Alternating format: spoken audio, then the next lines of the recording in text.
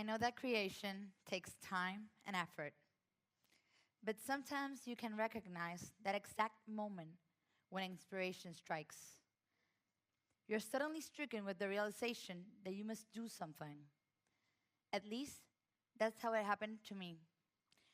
On an early December night in 2014, I was watching the local news in Puerto Rico, and I found myself criticizing my island's decision makers. I thought, shouting to the TV is useless. Why don't I become one of those decision makers? For decades, most people in many countries have come to think of democracy being dependent on political parties, born to mobilize citizens behind a particular vision of society, to offer meaningful choices in governance, and provide avenues for decision-making participation. Political parties' existence and purpose, as that of many other great institutions, has become distorted, has become corrupted. In many countries, political parties perpetuate establishment to retain their power. They have dedicated to destruct and obstruct their adversary instead of complementing it, annihilating previous party projects, firing their human resources to replace them with their own. Political parties have become enemies of progress, impeding continuity in some of the nation's most important areas.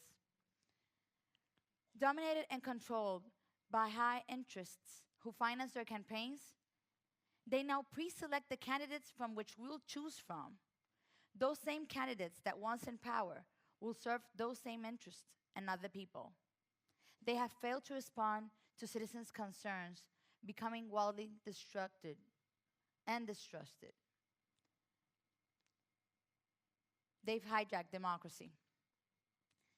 That's precisely why, without ever having worked in politics, I decided to run for governor of Puerto Rico. I wanted to become the leader I always looked for and never found. A leader that wouldn't talk to me with a fabricated or poetic speech, that wouldn't say to me, "People of Puerto Rico, with blood and sacrifice, we will prevail." No, I wanted to talk to people like I'm talking to you. I wanted to be able to be transparent, to be able to promote what was fair and right for my country without thinking of how many votes I will win or how many votes I will lose. I wanted to show the system that it was absurd that we kept putting millions of dollars of public funding into political campaigns when austerity measures were being imposed on the people. I wanted to show the people that we could do more with less. To show them that a picture of a candidate in a lighting pole didn't communicate a platform, a strategy, an idea. I wanted to contribute with my knowledge and experience in education, in laws, finance, economics, strategic management, to improve my country.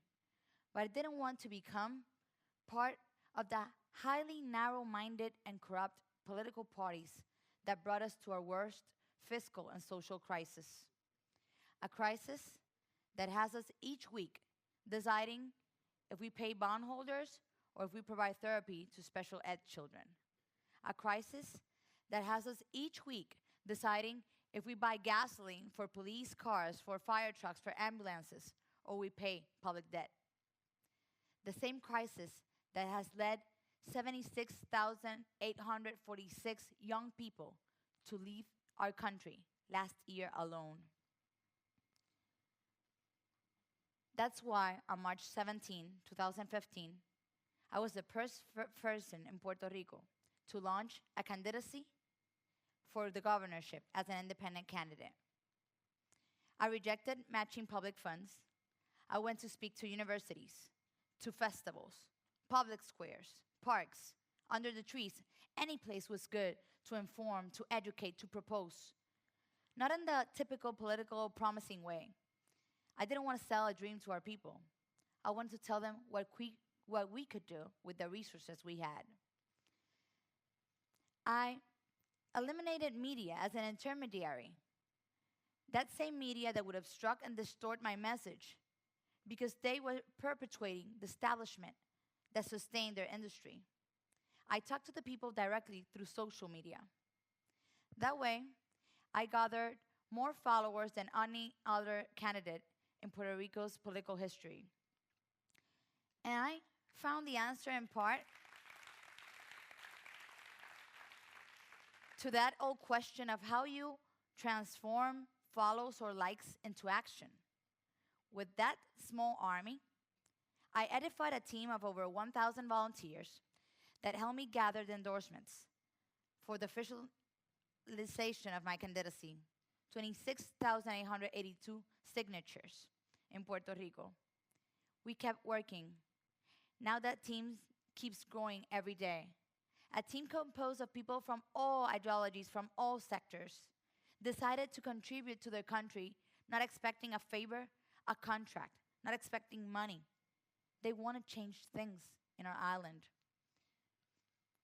From there, we decided to keep on moving. So we made a call to action for other leaders to stand up and become independent candidates. Today, Puerto Rico has 9 official independent candidates for next general election. Independent candidacies are not what is cool, are not what is in right now. They're actually a global trend.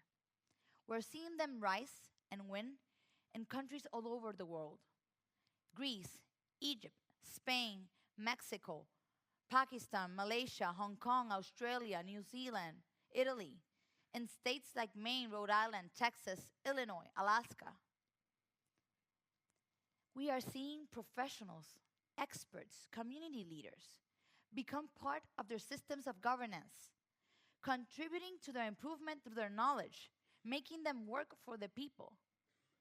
Imagine how much better managed, how less corrupt, how better ran would countries be if there were qualified individuals making their decisions instead of the entertainers, instead of those people that owe themselves to the interests that finance their campaigns.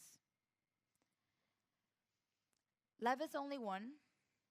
We live in our own individualistic approach. We criticize our government decisions on TV, mainly because most of them are plainly wrong. But we ever hardly take a stand. We hardly ever think about the collective and decide to become part of the solution. I invite you all, professionals, experts, leaders, passionate people, to contribute with your knowledge and experience to your countries, to the planet.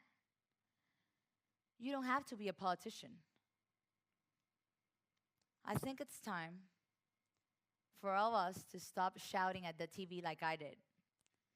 Set aside the remote and decide to become part of the solution.